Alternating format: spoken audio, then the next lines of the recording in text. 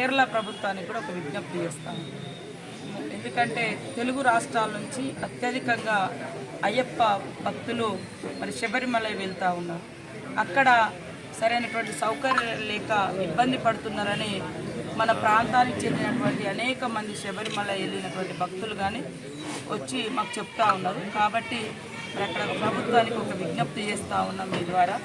Queue లైన్లు కానీ, తర్వాత టాయిలెట్స్ నిర్మాణం కానీ, అదేవిధంగా అక్కడ ఒత్తిళ్లు కూడా రాకుండా, తర్వాత దాదాపుగా ఒక భక్తుడు 15 గంటలు, ఇట్లాంటి చిన్న స్వాములు కూడా ఉంటారు చిన్నలు, వీళ్ళు 15-16 గంటలు అక్కడ నిలబడాలంటే ఇబ్బంది అవుతూ ఉంది. కాబట్టి ఖచ్చితంగా కేరళ ప్రభుత్వానికి మంచి పేరున్నది.